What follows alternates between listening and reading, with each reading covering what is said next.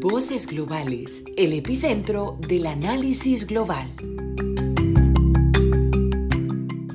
Bienvenidos a Voces Globales, un espacio donde analizamos asuntos nacionales e internacionales.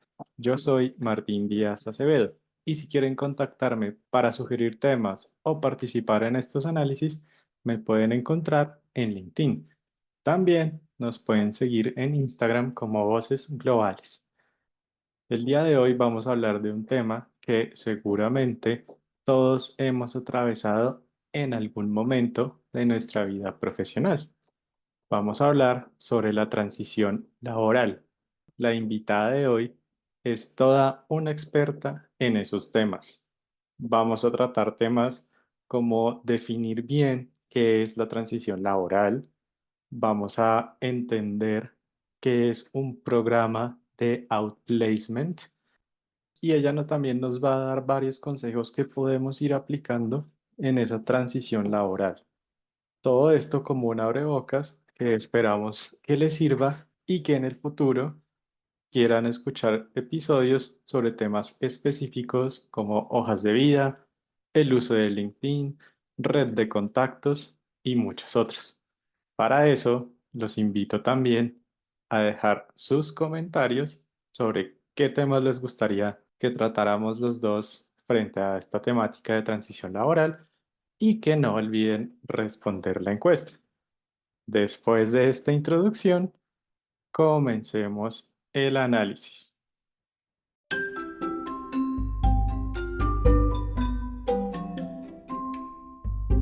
El análisis.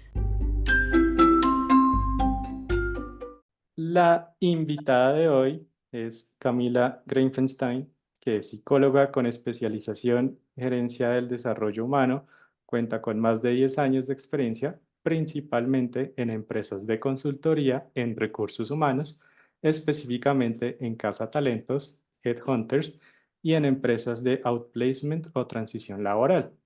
Desde hace 3 años y medio se desempeña como consultora de outplacement en Vázquez Kennedy. Bienvenida, Camila. Muchas gracias, Martín. De verdad, qué chévere este espacio, muy interesante. Muy bien, entonces hoy vamos a hablar de un tema bastante interesante. Podemos decir que es no una dificultad, no lo quiero poner así, digamos que es más como una situación, un momento tal vez de la vida laboral de uno, que yo creo que todos atraviesan de una u otra manera, que se llama transición laboral. Parece obvio el concepto, pero si quiero entonces que les digas a nuestros oyentes, pues una definición, ¿qué significa eso? Claro que sí, súper. Me encanta empezar también como por lo más básico, porque de ahí ya podremos entrar a profundizar un poco más. Y pues les quiero contar de la manera también como más aterrizada y práctica. La transición laboral es a lo que llamamos coloquialmente la búsqueda de trabajo o es ese espacio de tiempo que nos tomamos para buscar una nueva oportunidad o un nuevo proyecto. Básicamente, la transición laboral se puede dar de dos maneras, ya sea porque una persona decide empezar un proceso de búsqueda de trabajo, ya sea porque está aburrido donde está trabajando o porque no está haciendo lo que le apasiona realmente o porque no le gusta su jefe, en fin, pueden ser muchas razones. O también está cuando las empresas deben tomar la decisión de reestructurar la organización y por esta razón, pues le ofrecen dentro del paquete de salida a sus empleados un beneficio como el proceso de outplacement o de transición. Es como lo que podríamos resumir de una transición laboral. Muy bien, y ahí nos pasamos, de hecho, eso que mencionaste, outplacement, que ese concepto y esas consultorías, programas, no sé desde hace cuánto existen, pero creo que hace varios años atrás, pues no existían, la gente solamente entraba a esta transición y aplicaba como podía las cosas, pero entonces ahora existen estos programas que ayudan a que la transición sea de una mejor manera, que uno tenga más herramientas. ¿Qué es eso? ¿Qué Ujú. nos puedes decir de esto? Excelente, súper. Pues sí, precisamente podríamos decir que la transición laboral es lo mismo que el outplacement y tal cual como lo mencionas, digamos que existe el concepto desde hace mucho tiempo, pero realmente como que viene a tomar un papel más relevante como en los últimos años. De hecho, todavía me encuentro personas que no saben qué es outplacement y que no sabían que ese servicio existía, pero para responder a tu pregunta, el outplacement o el programa de outplacement o de transición laboral es básicamente la construcción del proyecto de independencia laboral o de empleo. Y acá quiero hacer como un énfasis y es que tú puedes enfocar tu programa ya sea para buscar empleo o para crear tu proyecto de independencia.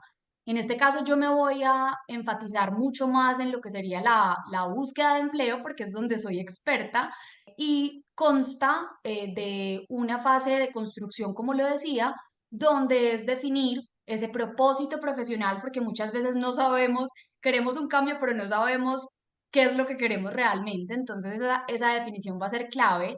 También, entonces, luego de tener esa claridad, luego es mirar como la estrategia de búsqueda, que es mirar el mercado objetivo, es mirar el tema salarial, es mirar preguntas típicas como ¿por qué saliste de tal empresa? Todo eso hay que tenerlo súper claro, así como también la construcción de una hoja de vida estratégica, el posicionamiento de tu marca, que eres tú, que es tu perfil en LinkedIn, las simulaciones de entrevista que son necesarias para prepararte para ese tipo de espacios, entre otros.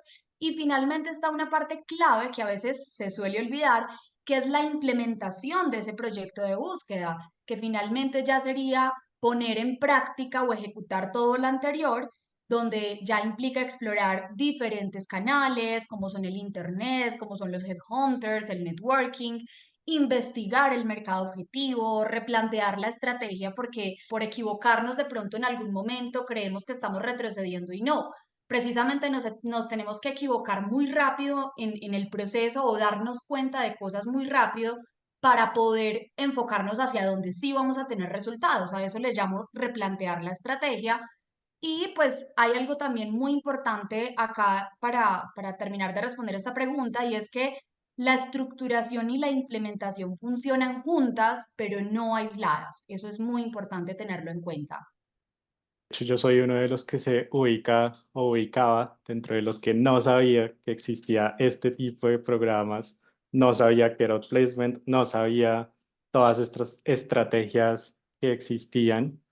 Y para mí, de pronto, no sé si adelantándome un poco a lo que uno debe y no debe hacer, pero para mí una de mis palabras favoritas en esa época, antes de conocer todo esto, era afines.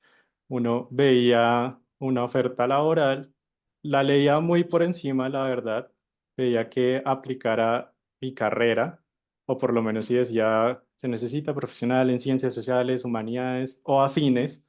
Yo decía, esto es afín, me sirve, voy a aplicar a esto. Apenas si miraba el número de años de experiencia que pedían y se mandaba, suponiendo, después tal vez hablamos de hojas de vida más específicamente, pero suponiendo que la hoja de vida y todo esté bien, solamente se mandaba y no se hacía nada más. Pues eso estaba bien, eso no estaba bien. ¿Qué podemos Ujú. decir de eso? Que de pronto llega la hoja de vida ya a recursos humanos, ellos qué pueden hacer con eso, la miran, no la miran muy rápido. ¿Qué, Muy qué bien, tienen de pronto excelente. ellos en cuenta? Eso que tú dices, Martín, yo creo que es el día a día de las personas que buscan trabajo porque definitivamente le dan mucha importancia a las ofertas que van saliendo en Internet y digamos que esa aplicación es casi que diaria, pero lo que tú mencionas es clave, no nos podemos quedar en el conducto regular. Está bien que apliquemos tal cual como la empresa lo está solicitando, pero si efectivamente hemos analizado muy bien los requisitos de esa vacante, porque no nos lo podemos tomar a la ligera, definitivamente tiene que ser un criterio que cada uno tiene que tener para determinar si efectivamente te ajustas o no, sobre todo porque es que lo que implica después de aplicar a la oferta es una tarea muy desgastante que si tú tomas entonces el paso es porque estás dispuesto a generar todas las acciones que se deben llevar a cabo después de eso, como por ejemplo, entonces tú aplicas, pero también tienes que ir a contactar a la persona que lidera ese proceso de selección para decirle que ya aplicaste y que entonces cuándo podrían tener un espacio para poder profundizar en tu perfil. Por otro lado, es mirar si esa persona te responde o no. Si no te responde, entonces te toca empezar a escribirle a todas las personas de la compañía que tengas en LinkedIn para lograr saber quién es la persona que lidera ese proceso o quién más podría ayudarte a tener visibilidad, ¿cierto? Digamos que son acciones que son desgastantes y por eso cuando analicemos o cuando decidamos aplicar a una oferta es porque sabemos que nos ajustamos a la gran mayoría de requisitos o que estamos haciendo un buen match con esa necesidad, por todo lo que implica hacer. Entonces ahí me genera una pregunta, ya que decías de contactar después de aplicar a la persona encargada de recursos humanos o si no responde, encontrar a otras personas para que le ayuden a uno. ¿Hasta qué punto se puede decir que uno es intenso? Porque ahí de Ujú. pronto uno trata de comunicarse con todos o escribirle demasiado, hasta se consigue el número de esa persona y uno no sabe como hasta qué punto escribirle por WhatsApp varias veces en el día, en la semana, como cuál es esa raya que supera la intensidad con hacerlo de una forma correcta. Pues mira, yo creo que lo más importante es que en el momento en el que tú decides aplicar a la vacante es porque estás seguro que te ajustas a la vacante. Entonces, en ese caso, tú puedes tener toda la tranquilidad y seguridad de contactar a todas las personas de la empresa si es necesario hasta que obtengas una respuesta positiva o negativa, pero la tarea de contactar no debe parar, sobre todo porque tú tienes que pensarlo como que tú les estás haciendo un favor, en el sentido de que si tú eres la persona que se ajusta a esa vacante, con mayor razón ellos necesitan conocerte cuanto antes o saber de ti cuanto antes, pues como para que puedan avanzar en su proceso. Entonces, a la final es cuestión de ser muy persistente, por eso te digo que es una tarea tediosa, pero que hay que hacerla. Digamos que no hay un límite, a no ser de que ya te respondan diciendo, mira Martín, por esta razón, oye, no estás avanzando en el proceso, ¿cierto? En ese caso, ya obviamente, después de tú entender las razones, pues ya dejas de insistir, pero antes no, porque pues si tú estás haciendo, si estás ajustándote a esos requisitos, es porque tú les vas a ayudar a resolver un problema que están teniendo y es la razón por la que están buscando a esa persona. Sí, por ejemplo, ahí recuerdo experiencias pasadas en donde sí trataba, como mencionan ahí ustedes, con Pestuy Vázquez Kennedy, que sí se contactar en frío a diferentes personas para lograr Ujú. ese objetivo.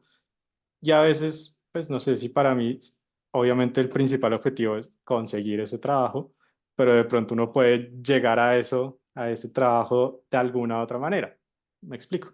Como primero tratar de contactar a alguien que tenga intereses en común con uno, que tenga una misma profesión, que haya trabajado en un sector similar a uno o que a uno le interese mucho meterse en ese sector. Entonces, según mi experiencia, tratar de escribirle a alguien, escribirle por LinkedIn, hacerle un mensaje corto, porque para las invitaciones no me acuerdo cuántas palabras, caracteres es que permite eso, pero sí Ujú. decirle muy amigablemente, muy querido, sin imponer nada, sin pedirle nada de una vez, sino solo un saludo muy efectivo. Diga, hola, Pepito, buenos días. Veo que tenemos estos intereses en común. Me gustaría poder hablar contigo un poco más de estos temas y tratar de profundizar en nuestras conexiones, profundizar en nuestros conocimientos.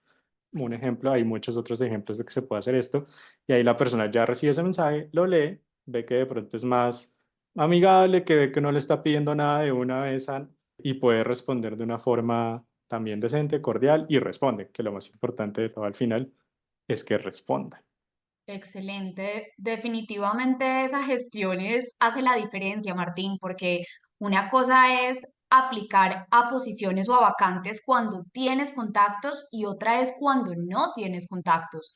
Cuando no tienes contactos, debes hacer todo lo que yo les estaba mencionando anteriormente, que sin cansancio te toca estar escribiendo y escribiendo hasta que alguien te responda, pero cuando tienes contactos, tienes incluso la posibilidad de que hagan excepciones en el ajuste de tu perfil a esa vacante. Te doy un ejemplo concreto de algo que sucedió alguna vez con un usuario Y es que gracias a que en ese entonces esta persona conocía al gerente general de una compañía de farma, que el requisito fundamental de esa oferta era que fuera médico. Esta persona no era médico, pero gracias a que tenía ese contacto, tuvo el acercamiento con él, le argumentó y le justificó por qué no era necesario que ese rol lo ocupara un médico y hoy en día está ocupando esa posición dentro de la compañía. Entonces, digamos que ahí es donde encuentras los privilegios de tener contactos dentro de las empresas. Ahora de pronto no sé si te parece hablar un poquito más de ese trabajo en Vázquez Kennedy. Pues ya hablamos de que es un programa de outplacement, pero de pronto un poco más específico ya, como qué logran, qué datos puedes tener que nos puedas compartir de lo que han logrado en estos años. Te puedo compartir algunos datos generales que creo que pueden ser útiles para los oyentes también, como para darse cuenta o darse una idea de hoy cómo se están dando los procesos o cómo se está dando la dinámica del mercado laboral en la búsqueda.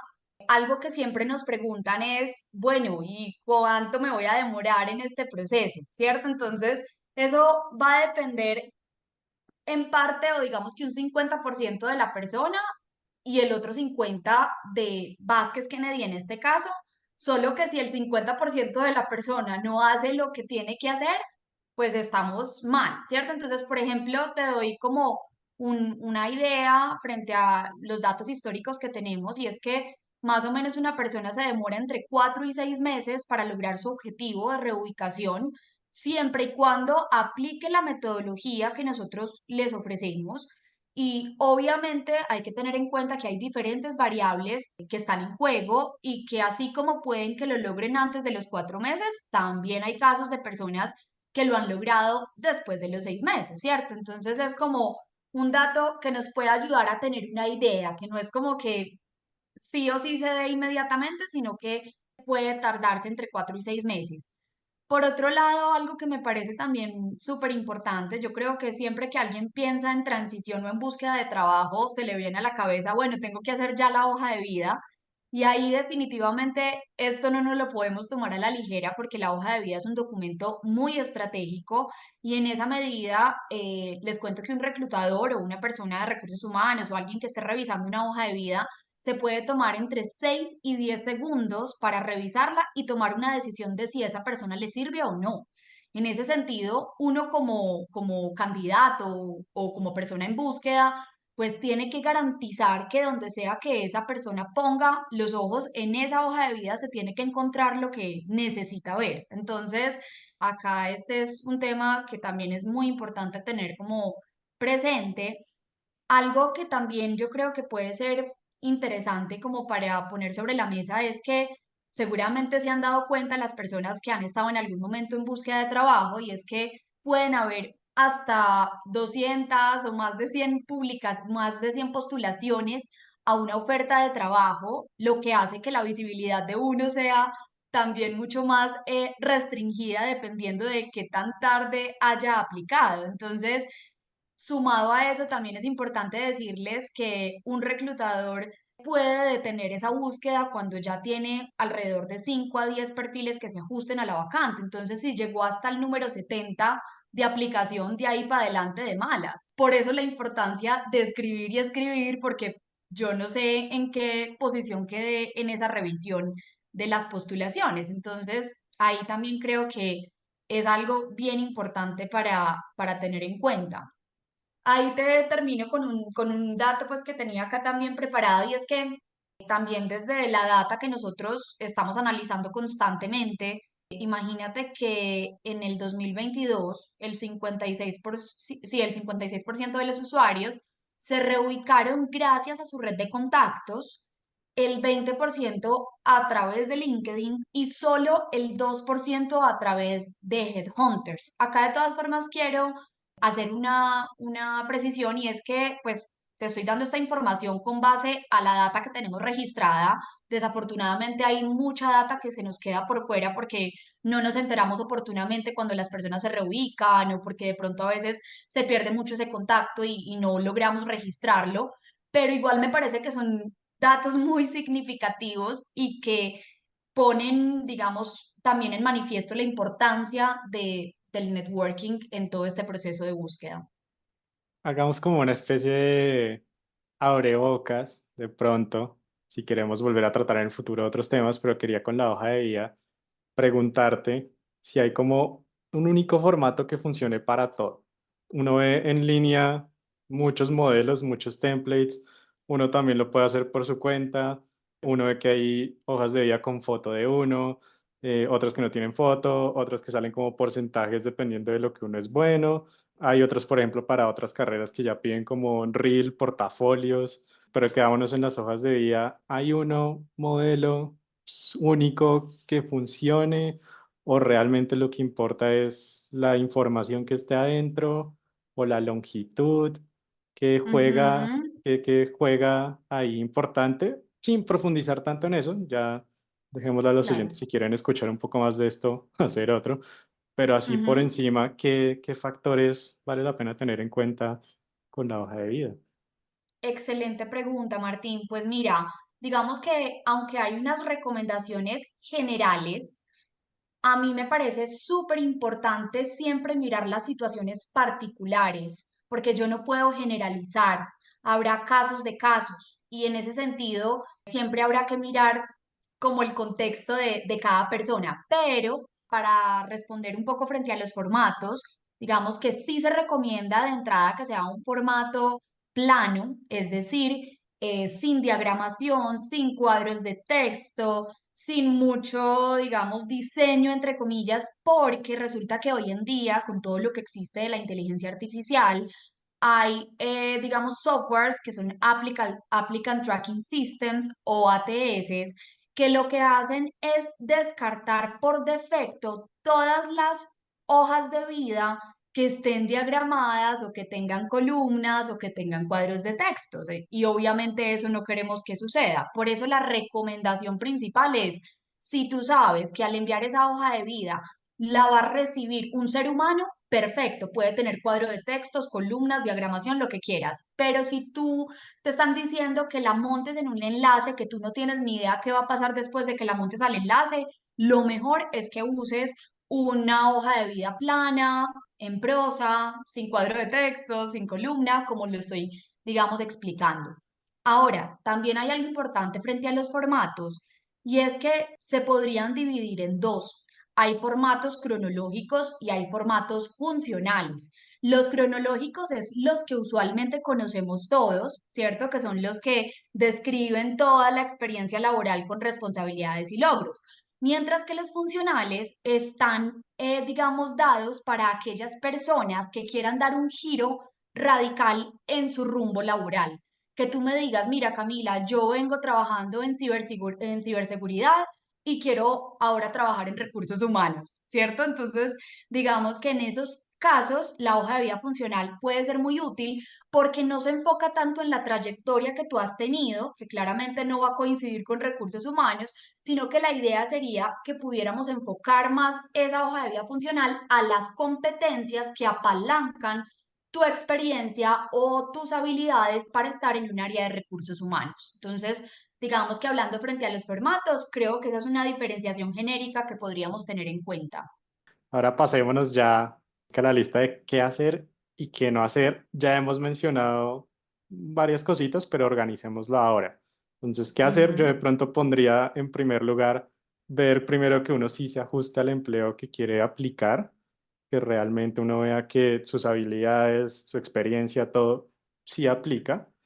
Y ujú, otra de que ya hemos hablado es esa red de contactos, tener conversaciones, tratar de ujú, contactarse con recursos humanos o con otras personas de la empresa que puedan ayudarla a eso. Y ahí de pronto quiero ujú, enfocarme un poquito más en LinkedIn, que esa es una maravillosa red social, herramienta que sirve mucho pues, para estos casos. Mucha ujú, gente, como de pronto, bueno, por supuesto que tú ya habrás visto casos que crean el LinkedIn como por crearlo.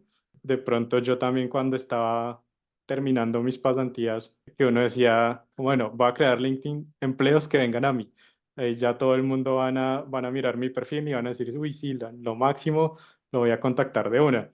Como que nunca llegaba a eso y uno como, pero no ujú. entiendo cómo funciona esto. Hoy en día también se puede aplicar desde trabajos ahí solicitud sencilla. Hablemos un poquito Ujú. de LinkedIn también de forma general. Claro que sí, muy, muy importante el tema, Martín, porque no es negociable. Definitivamente una persona que esté en un proceso de transición debería tener una cuenta de LinkedIn o un perfil de LinkedIn, que ahí también es muy curioso que a veces surge como la duda de cómo se pronuncia LinkedIn, LinkedIn, digamos que se podría decir de cualquiera de las dos formas, pero bueno, el punto es que claramente hay que tener un perfil atractivo en LinkedIn. No importa tanto que a mí me guste o que al usuario le guste ese perfil. Siempre por eso también es muy importante tener como base la estrategia, porque no estamos generando acciones aisladas o no estamos generando acciones al azar. Todo esto tiene un foco, todo esto tiene un propósito y por eso es muy importante siempre al pensar hacer un ajuste, un cambio, una modificación en el perfil de LinkedIn, la mejor manera de saber si es conveniente o no es pensar en ese mercado objetivo para tú determinar si a esos gerentes con poder de contratación les gustaría eso que están viendo ahí. ¿Listo? Entonces, hacer el perfil pensando en ese cliente potencial es la clave. Y dos, algo que tú mencionabas también que es importante tenerlo presente y es que no basta con tener un perfil bonito y atractivo y organizado, porque si tú no haces nada para que la gente se motive a llegar hasta tu perfil, pues te estás quedando en la mitad del trabajo. Entonces, ese es uno de los errores que también muchas veces las personas cometen y es que se quedan esperando. Y acá definitivamente una de las grandes recomendaciones es que es muy importante tener un rol activo. ¿Cómo entonces generar o cómo lograr que las personas lleguen hasta tu perfil de LinkedIn con publicaciones que agreguen valor, con comentándole a los gerentes con poder de contratación en las publicaciones que ellos hacen, revisando muy bien esos dolores, necesidades y problemas que pueden tener las empresas en las que tú quieres trabajar para poder, en ese caso, generar publicaciones asociadas a eso, también empezar a identificar pretextos o excusas para hablarle a las personas por ese medio y de pronto entonces así ir generando una relación que se va construyendo de manera orgánica para posteriormente irnos a un plano offline, porque la idea no es quedarnos eternamente en la virtualidad, sino que el propósito de LinkedIn es que tú logres tener conversaciones o reuniones con esas personas a las que les estás agregando valor.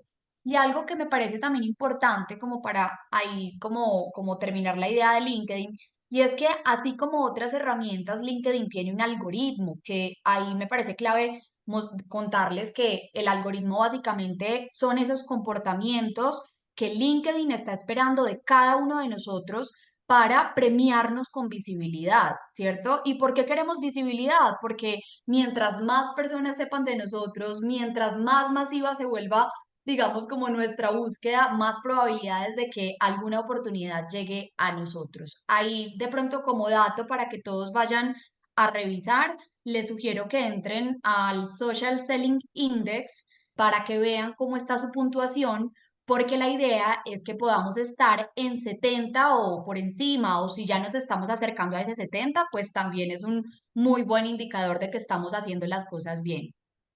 Hace rato no reviso eso. Se me había olvidado que existía esa herramienta también. ¿Qué otras cosas para hacer? O sea, ya hablamos de red de contactos, aplicar como algo que sí aplique para el perfil de uno.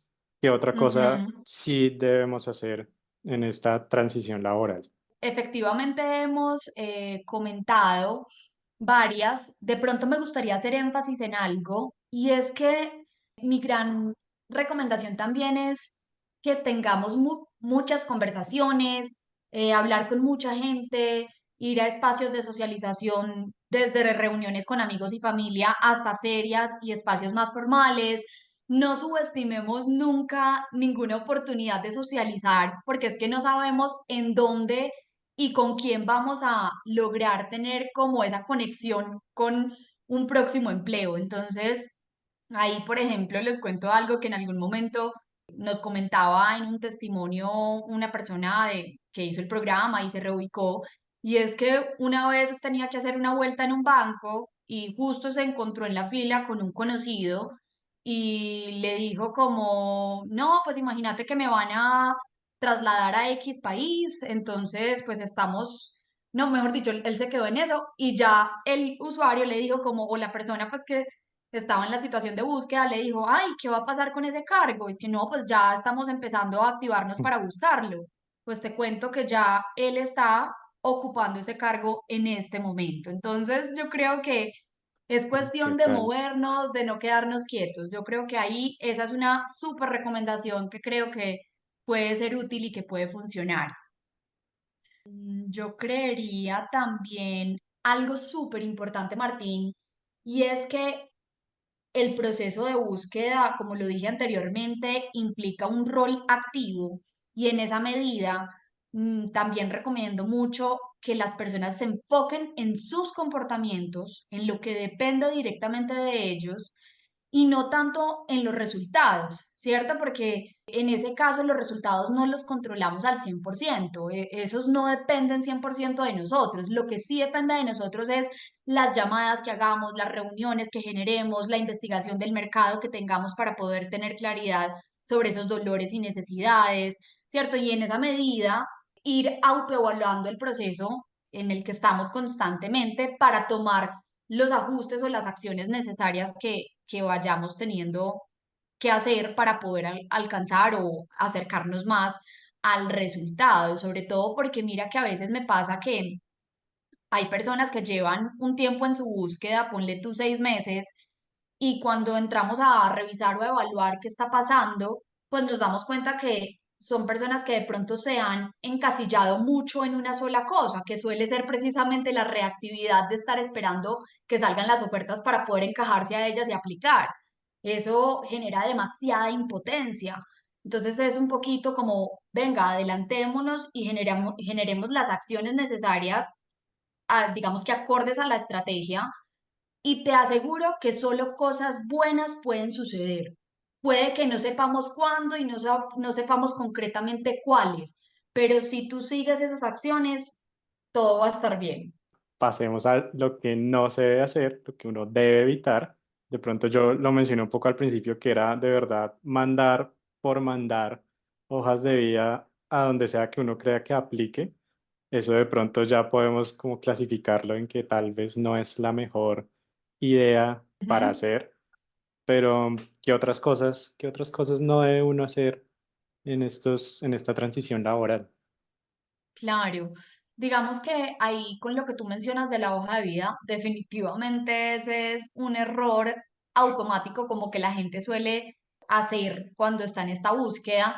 De pronto ahí como para redondear la idea, la hoja de vida sin contexto se vuelve spam. Es decir, si no hay una oferta de por medio, mandar una hoja de vida diciendo, ay, mira, para que me tengas presente, o ay, mira, para cuando salga algo, definitivamente es algo que se va a quedar en el aire. Y mucho más si no le has generado valor a las personas. Entonces, de pronto como que ese tema de pedir trabajo o de mandar por mandar una hoja de vida no va a tener un efecto positivo en la mayoría de las veces, ¿listo? Ahí de pronto que pues creo que lo hemos mencionado, pero también pues como que vale la pena enfatizarlo y es que quedarse o sea, como que sentarse a esperar a que salgan las vacantes. Eso yo creo que definitivamente no se puede hacer. Es como lo que también podría resaltar ahí. Algo que nos esté faltando y quieras mencionar de lo que hemos hablado, que los oyentes deban conocer ya antes de cerrar este capítulo. Pues Obviamente hay mira, de muchos más temas pronto, para hablar, pero claro, te concentrándonos en entiendo. esto. Igual mira que de pronto, aunque lo mencioné al inicio, no lo hemos profundizado mucho en la conversación y ya que me das este espacio, quisiera como darle mucha importancia y es a poder definir muy bien un mercado objetivo, ¿cierto? Ese mercado objetivo va a hacer la diferencia para que tu búsqueda sea una búsqueda estratégica y no una búsqueda improvisada porque ya sabemos que la búsqueda improvisada es darle el control al azar, a la suerte y al destino y quedarnos como esperando. Mientras que cuando tú tienes un foco, tú vas a generar acciones destinadas para encontrar resultados en esa meta. Entonces, por eso es muy importante nunca dejar de tener un mercado objetivo, sobre todo porque a veces hay cargos que pueden ser transversales, como gerentes financieros, gerentes de recursos humanos, que me dicen, ah, no, pero es que yo aplico cualquier cosa porque es que mi cargo es transversal y en todas partes es lo mismo. Pues no. Entonces, ahí es muy importante. Pues primero no es lo mismo, ¿cierto? Porque cada mercado y cada sector tiene sus necesidades particulares. Y dos, el hecho de que tú no le pongas un foco a tu estrategia, a la final te vas a estar acomodando a lo que llegue. Y esa no es la idea. La idea es definitivamente poder tener un rol empoderado en todo este proceso. ¿Y cómo hago para crear entonces ese mercado objetivo? Me siento, busco empresas, hago una lista, hablo con alguien, ¿dónde Sí. lo busco? ¿Eso está bien hacerlo o cómo se define ese mercado objetivo? Claro, pues mira que es que el mercado objetivo conlleva muchos pasos previos, ¿cierto? Desde pues tu propio autoconocimiento, donde tú tienes que primero identificar muy bien cuál es tu estilo de comportamiento, cuáles son tus talentos naturales, competencias, habilidades, cuáles son tus impulsores. Y luego de que tú tienes claridad sobre ese autoconocimiento, tienes luego que empezar a analizar el mercado, sobre todo porque también sabemos que el mercado es volátil, el mercado está en constante cambio y en esa medida también tenemos que ir mirando dónde puedo yo proyectar esos talentos teniendo en cuenta también la realidad del mercado, ¿cierto? Entonces, digamos que es una tarea que no se hace tampoco a la ligera, conlleva también digamos, un análisis y un entendimiento de quién soy yo y qué puedo digamos, ofrecer a las organizaciones para poder entonces aterrizar en qué sectores y en qué empresas específicamente es donde yo voy a ser más atractiva, ¿cierto? Porque esa es otra cosa. Muchas veces me dicen, ay, yo quiero, toda la vida he estado en, no sé, en industria y de la nada quiero pasar a farma.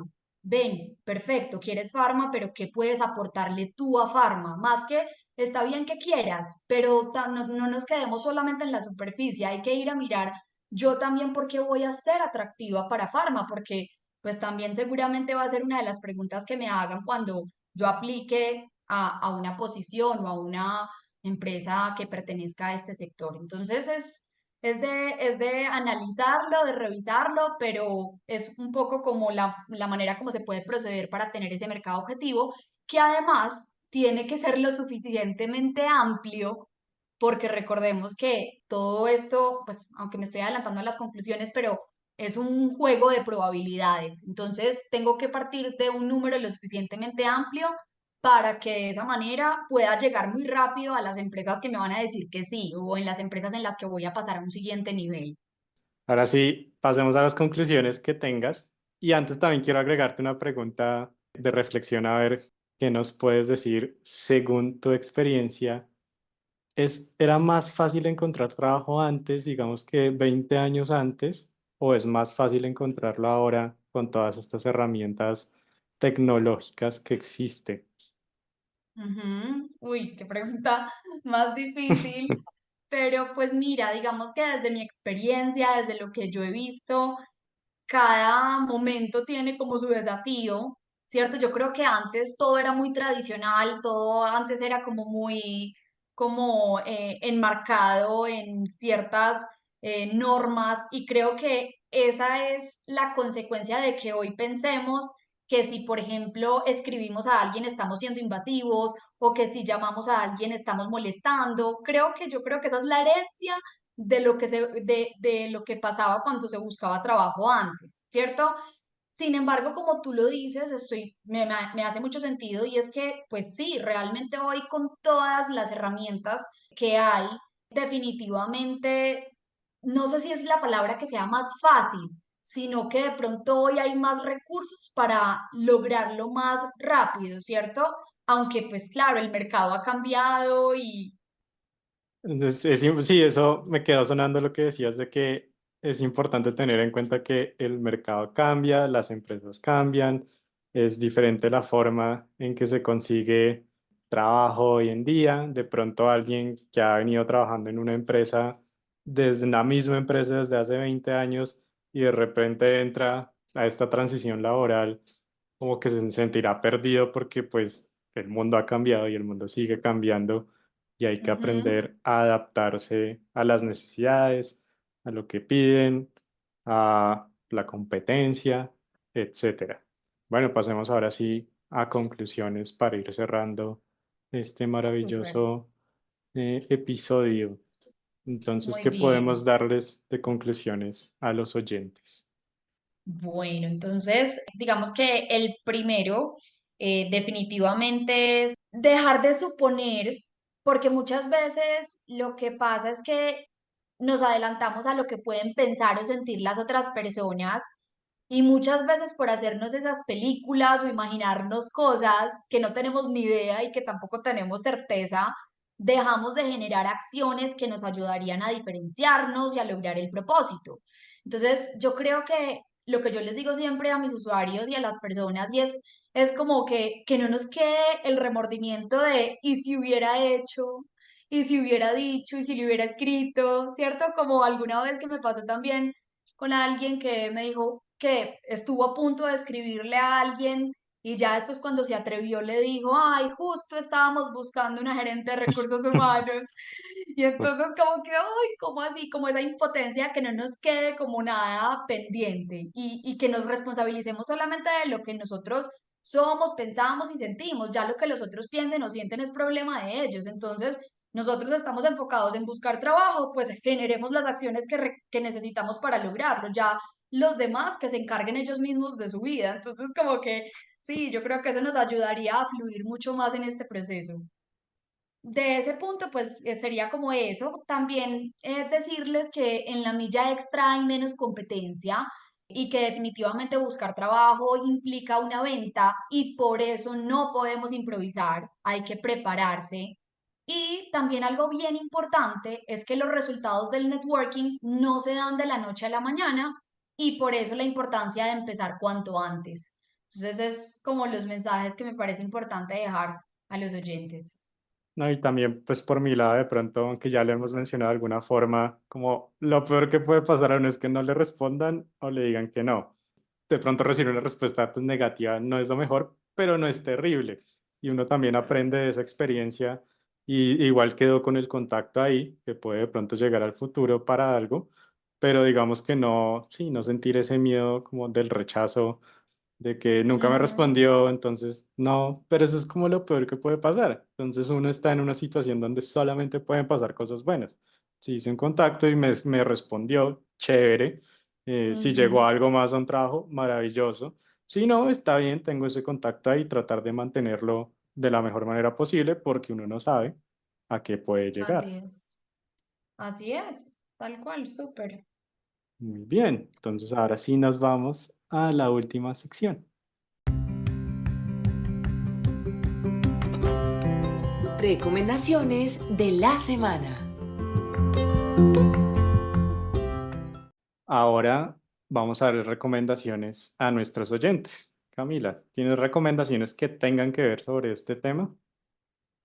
Sí, Martín, precisamente yo suelo recomendar un podcast que se llama Psicología al Desnudo. Tú sabes que pues, el proceso de transición también va acompañado muchas veces de temas emocionales y de temas, digamos, ya más de la persona que de una u otra manera podrían como interferir u obstaculizar.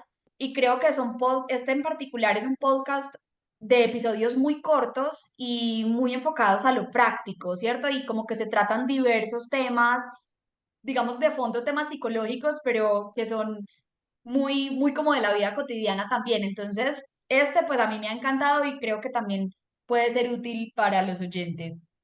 Sí, y tengo un libro que la verdad yo no lo he terminado de leer, pero lo tengo ahí como pendiente, pero me parece súper bacano, que se llama Las reglas Sandler, 49 principios de venta perdurables y cómo aplicarlos. Te voy a contar por qué me encanta, porque precisamente cuando yo empecé en este proceso de acompañar a personas en sus búsquedas de empleo, me di cuenta que el trasfondo de todo era una venta consultiva. Y en esa medida, de hecho, hice un curso, una empresa que representa a Sandler en Colombia precisamente, a través de Dan Macías, de pronto lo ven ahí en LinkedIn, que él también comparte mucho contenido asociado al tema de venta consultiva. Y cuando hice ese curso, pues me enganché y específicamente en este libro te explican como diferentes lineamientos o principios que tú tienes que tener en cuenta en una venta. Te doy un ejemplo rápido. Por ejemplo, hay uno que se llama como no riegues los dulces en el vestíbulo o algo así, pero a lo que hace referencia es a que uno en una venta no tiene que ir hablando más de la cuenta o no tiene que ir hablando más de lo que le piden. Entonces, por ejemplo, para hacerlo práctico, en una entrevista, en un proceso de selección, están buscando a un gerente de producción que sea experto en desarrollo, en investigación y desarrollo, por ejemplo, por poner un ejemplo cualquiera. Y esta persona, digamos, en la entrevista digamos que habla de investigación y desarrollo, pero entonces también habla de calidad, también habla de mantenimiento, también habla de otros temas. Y de pronto ahí lo más importante era ser más enfático en investigación y desarrollo. Entonces a veces como que si no me están pidiendo X cosa, pues no tengo que ser tan proactivo en ese caso, porque para esa situación particular lo clave va a ser seguirme enfatizando en esa necesidad. Entonces, como por ponerles un ejemplo del tipo de principios que se van a encontrar en este libro, que a mí personalmente, igual lo tengo que terminar, pero me ha parecido genial. Ahora tengo una pregunta, Camila. ¿Eres más de series o de películas? Pues mira que me gustan las películas, pero cuando me engancho con una serie, mejor dicho, ahí me quedo súper atrapada. ¿Qué piensas de las películas largas que duran más de 3 horas? Uy, no, gracias. Pues, excepto Titanic. Mentira. Pero no, pues en realidad me aterran. O sea, en este momento yo veo de entrada que dura 3 horas y te aseguro que me daría como que la pensaría para ver si sí me la veo o no, como que, uy, me cuesta. Y además que soy súper exigente para decidir empezar a ver una película, o sea, como que me demoro demasiado para elegirla y tiene que ser muy buena para que yo de verdad mantenga mi atención hasta el final. Es que lo decía porque hay una de las películas que está nominada este año a los Oscar que se llama Killers of the Flower Moon. No sé cómo se traducirá en Mm, español, pero ujú. que está disponible en Apple TV y es de 3 horas y media. A mí me tocó verla como en 4 sentadas, porque pues, es larga. Y Ok. básicamente el tema es muy interesante porque es que en la década de 1920 los miembros de la tribu de nativos americanos Osage en Oklahoma, pues ganan bastante porque encuentran petróleo, entonces se vuelven bastante poderosos estos indios, pero entonces llegan ciertas personas a tratar de quitarles ese poder que ellos tienen y ese dinero. Entonces ahí se ve como un drama, como un misterio, porque empiezan también a asesinarlos todo, pero bueno, sin profundizar Oye, mucho en la chévere. película, es bastante interesante, es muy larga, de verdad no entiendo a la gente que se la vio en cine como hizo, pero me pareció muy interesante para recomendar. Es una de las películas que está en los Oscar. Y Súper. ¿Y entonces es más como un drama o también tiene algo de acción? todo como un drama, yo diría. Ok. Ok. Ah, Pues si la recomiendas, me la voy a ver. es chévere, vale la pena. En varias Súper. sentadas. Buenísimo. Entonces, no siendo más, muchas gracias Camila y a ustedes, estimados oyentes, muchas gracias por escuchar este episodio. Si les gustó, por favor, compártanlo. Por favor, denle una calificación a este capítulo. Dejen sus comentarios, respondan la encuesta disponible en Spotify y si quieren hacer parte de estos debates, ya sea sugiriendo un tema o haciendo parte de ellos, me pueden contactar por LinkedIn y también nos pueden seguir en Instagram como Voces Globales. y nos escuchamos en un siguiente debate. Gracias por sumarte a este análisis internacional en Voces Globales. Te invitamos a seguir explorando, debatiendo y formando opiniones independientes. Disponible en tu plataforma de podcast favorita